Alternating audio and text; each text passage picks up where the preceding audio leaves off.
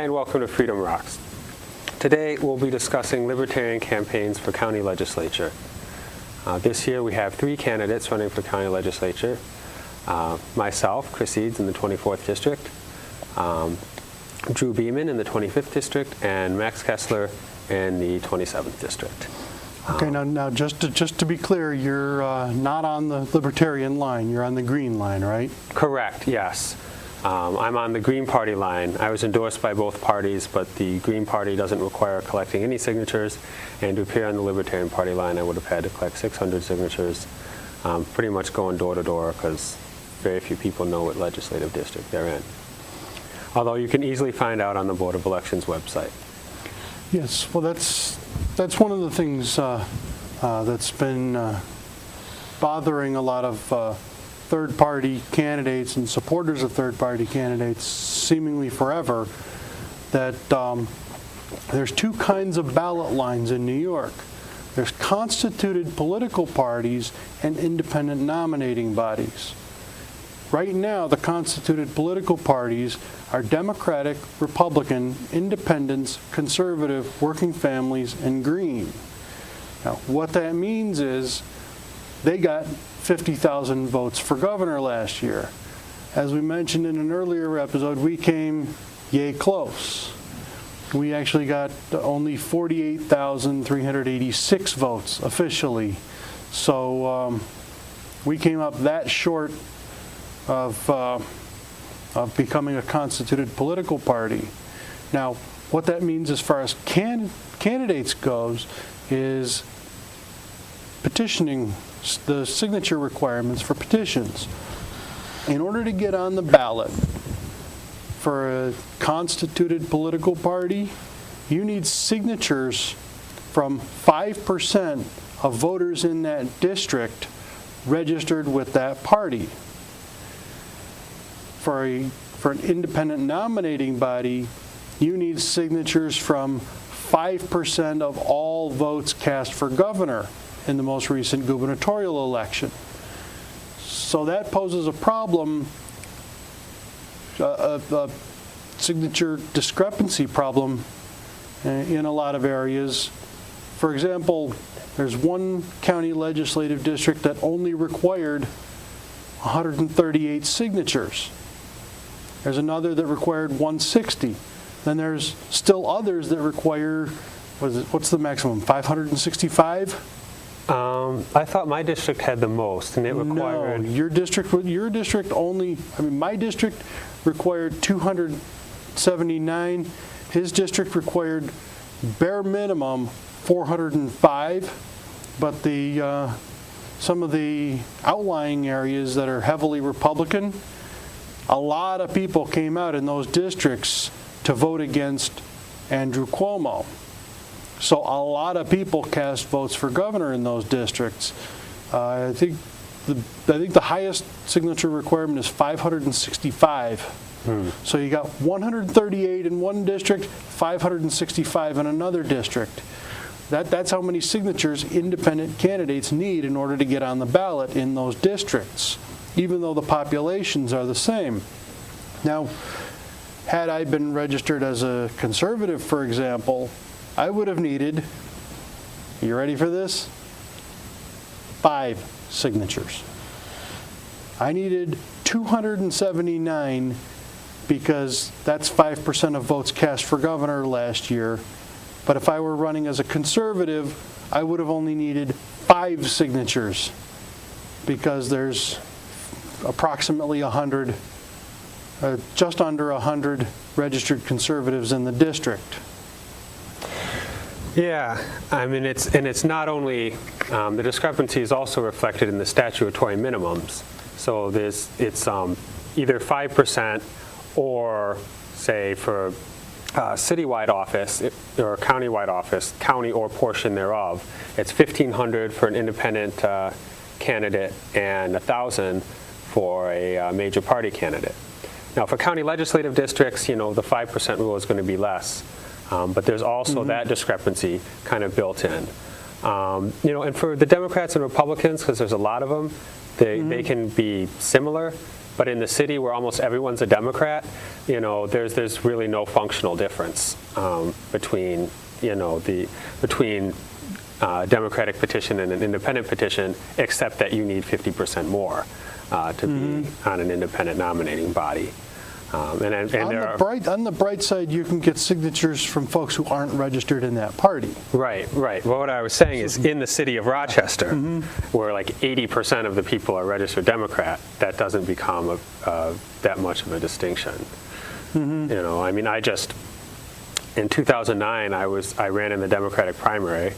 I didn't do that well. For school board. Yeah, for school board. Yeah, I didn't do that well. I was definitely outspent by pretty much everybody else. Running up against the Gantt political machine. Yeah. Even when I was collecting signatures, I had people, I ran into people like, well, does David Gantt like you? And I'm like, I have no idea.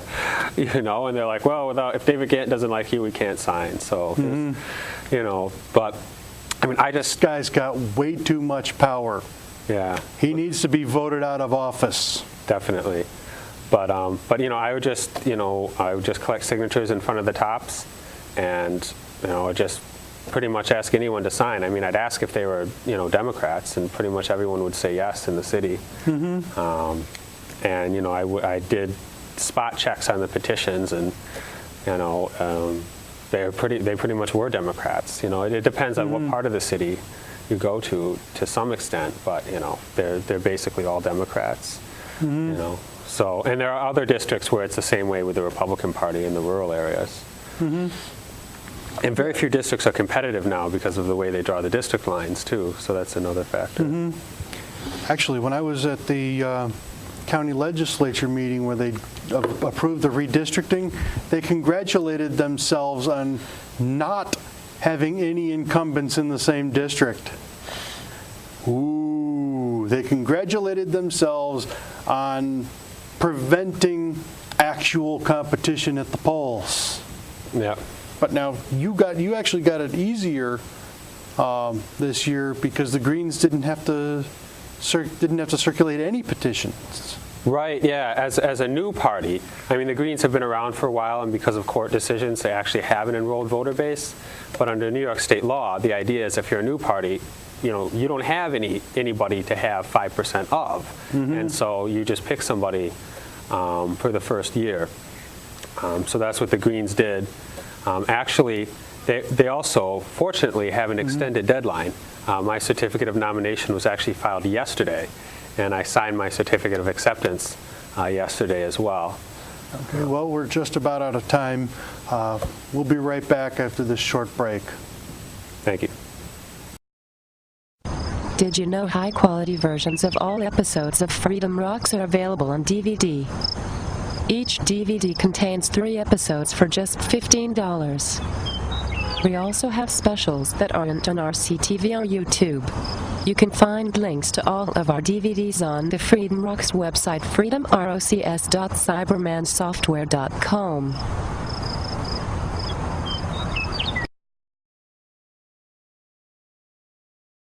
Have you ever played WTF Sudoku? You mean WTF as in what the f***?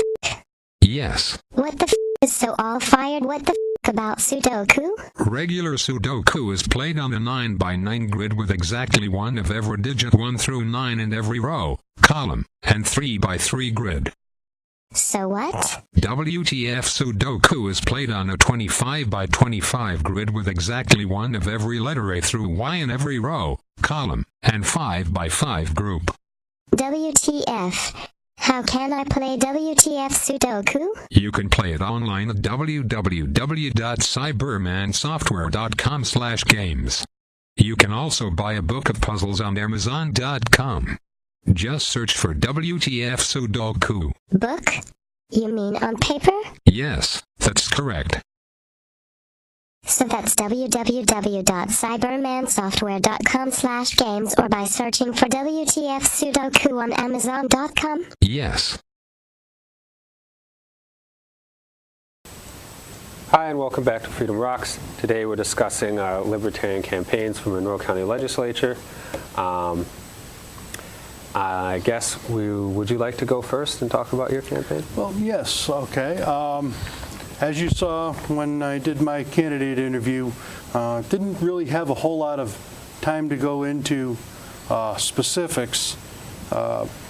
One of the things, actually the primary thing I'm running on is the budget. My campaign slogan is "Stop Wasting Money," and I even incorporated Warren Redlick's "Stop Wasting Money" logo from last year into my campaign logo. Now the thing is, 9.1% of Americans, it's a little better here in the local area, but nationwide, 9.1% of Americans are unemployed. And countless millions others are underemployed. Like they're working part-time jobs when they should be working full-time, or they're software engineers with master's degrees who find themselves working tech support. But somehow the county bureaucrats don't seem to have that problem. No. No, they get, well, not only do they have absolute job security, they get guaranteed fringe benefits. Yeah. I mean, I guess we put a stop to the use of Monroe County credit cards to buy cigars and go to strip clubs. But I mean, the very fact that that was happening, I mean, shows that the oversight is just not there. Either the oversight is not there, or they're just like nodding a wink and don't even care. So I mean, obviously the most egregious problems have been fixed, but the New York State did an audit and found that things were not as they should be. Naturally, of course, New York State's run by Democrats, county's run by Republicans, and they trade, they say it's politically motivated, but the full report is due out soon. This was a draft recommendation. The county can respond to the state, but historically, the draft pretty much becomes the final revision. They might change a few sentences, but when it comes out and it's officially released, we'll be able to take a look at it, and we might talk about it on the show. But Yep. Now, the thing is, I spoke to a lot of people when I was out petitioning. You didn't, of course, but no. But you've spoken to plenty of people on other occasions. But when I was out petitioning, I kept running into people who were out of work. One lady I spoke with was wrongfully terminated back in February. She's been on unemployment ever since. She was supposed to get a hearing within, what was it, a month or 2 months that they're required to get a hearing. I'm not sure. I don't remember the specific time, but this was back in February. So if it was 1 or 2 months, she should have had it in March or April. This was July. This was mid-July. She still hadn't gotten a hearing on her wrongful termination. I just keep running into people who can't get jobs. They've been laid off because they worked in the private sector, while all the county bureaucrats who don't live in this district, they don't live anywhere near this district. This district is entirely southwestern Rochester and a little sliver of northwestern. The bureaucrats live in Pittsford and Penfield and Brighton. Yeah, all those nice homes that you pass. Yeah. Those are the people that are supposed to be our public servants. Yeah, they're supposed to be public servants, but instead they get guaranteed job security and guaranteed bonuses. Also at the May County Legislature meeting, a number of speakers from CSEA, the Civil Service Employees Association, spoke, and, well, in addition to one person claiming credit on behalf of CSEA for the fact that flowers grow in Highland Park, one lady claimed that people don't want to be on welfare. I'm like, she's going on about how people don't want to be on welfare. People are only on welfare because they ran into hard luck circumstances, and a lot of them have. But if she thinks nobody wants to be on welfare, she's badly mistaken. Yeah, I mean, we've run for school board before in the city. We've talked to people. I mean, the people that go to city schools are not generally from wealthy families. So those people send their children to private schools, and you know, the people that are living in you know, poor neighborhoods here in the city. I mean, they understand. I mean, they understand that some people are struggling, but they also understand, and that, you know, there are people that have been on welfare for generations, and unfortunately, I mean, their children grow up in that environment. It's all they know. That's what they learn. Yeah, I mean, They learn that government is where money comes from. Now, the thing is, I used to work in this district, in the 27th district. I used to work delivering pizzas. We used to get people who would apply for jobs and then never show up. Even after the boss agreed to hire them, they would never show up. So I asked about that, and one of the other managers said, nah, they're never going to show up. They only apply in order to get welfare benefits. Yeah, because you have to show that you're looking for a job. Yes. You So know. what happens is the welfare caseworkers will call up these employers and ask if so-and-so applied for a job. They don't ask if the person was approved for hire. That needs to change. We need these welfare caseworkers. And that's where you find, that's the low-hanging welfare fraud fruit. That's the place where it's easy to catch the largest number of people. You just find people who are applying for jobs and not taking them. Right. I mean, we don't want to kick people who are actually struggling to feed their families and trying to work off of welfare. Right. You know. No, that's not what we're about. These people are cheating the system, and they're making a bad name for all the people who are legitimately struggling. We need the welfare caseworkers to ask if someone was approved for hire. If they were approved for hire at 3, 4, 5 different places but never showed up for work, and they still come back looking for benefits, Right. nah, I'm pretty sure that's a cheat. Yeah, I'd agree. Well, it looks like we're about out of time for this segment, but there'll be one more, so stay tuned. As you may have noticed, you can watch Freedom Rocks for free on RCTV or on YouTube, but it takes money to produce good quality TV shows. You can support Freedom Rocks by shopping at our Cafe Press shop. There you can find t-shirts for men and women, tote and gym bags, coffee mugs, beer steins, food and beverage thermoses, and a bunch of other items Cafe Press offers. You can find our shop at cafepress.com/freedomrocks, all lowercase and no apostrophe. Hi, and welcome back to Freedom Rocks. As you know, we don't get Nielsen ratings, so we need to hear from you to see what you like and what you don't like, and if you have any suggestions for our show. So visit the website, now appearing at the bottom of your screen, and let us know what Freedom you think. Rocks. That's Freedom, ROCS.cybermansoftware.com. All right. Well, it's obviously we need to stop wasting money, but I'm sure there are other things that you're running on as county legislator. Yes. Whatever. One of the things the Greens are big on is economic justice.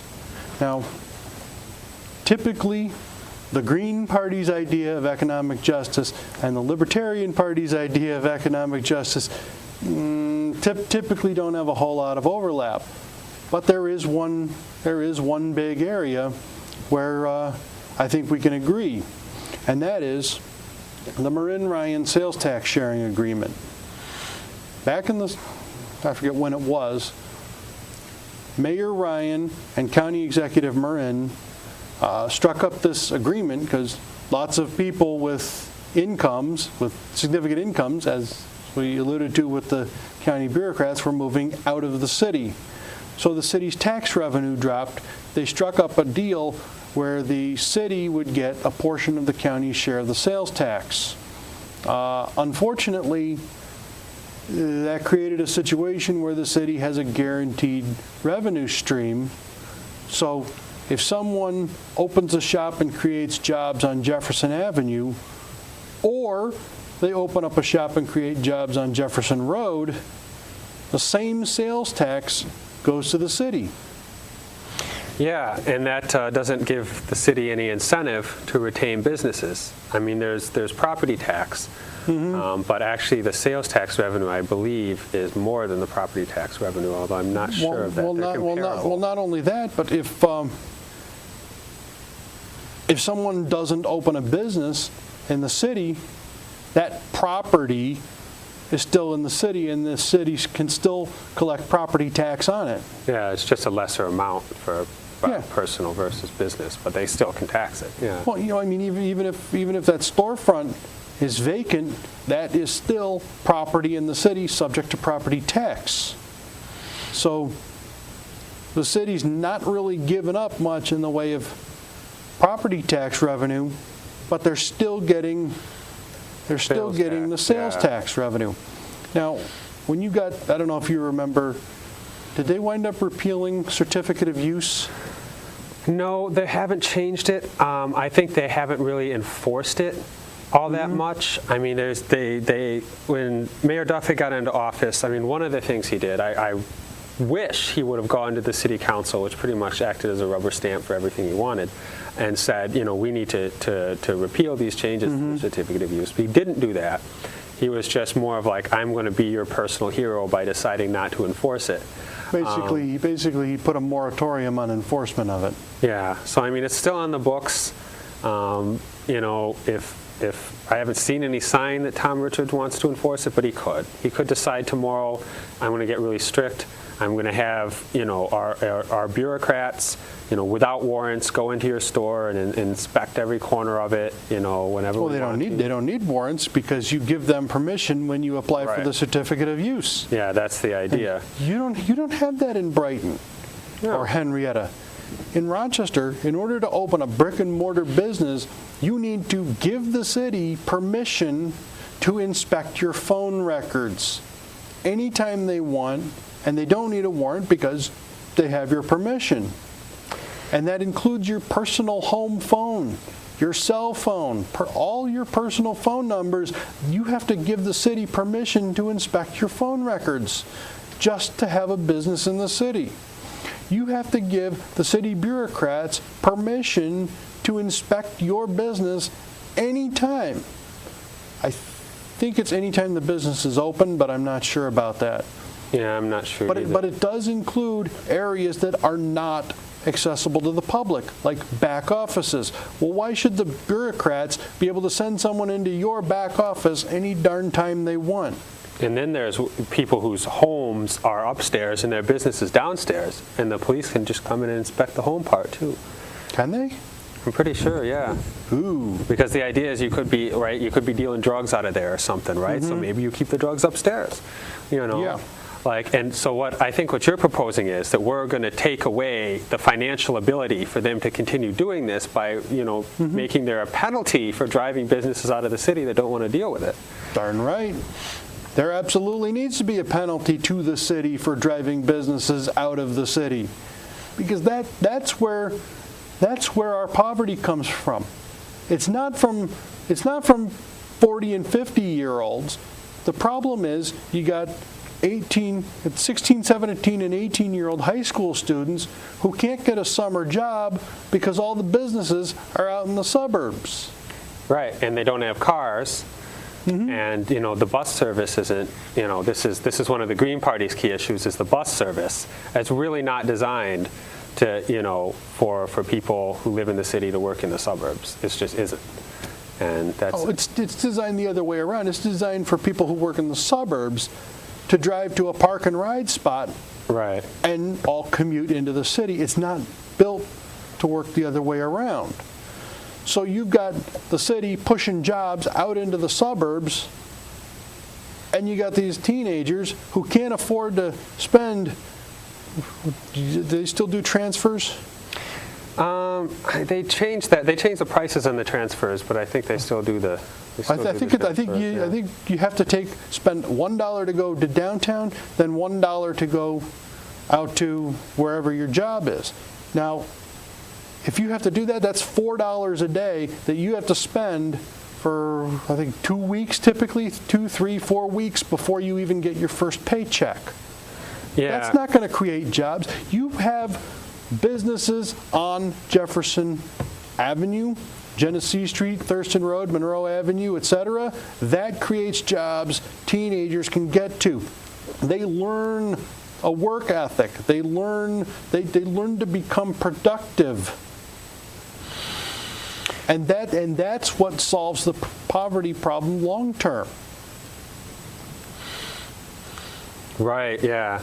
Well, we've got about 30 seconds left. I don't know if there's anything you want to say in closing. Well, let's see. A couple other issues. I'm going to bring up transparency. Now, I itemize, required or not, I itemize all of my campaign contributions. Not required to itemize all of them, but I do.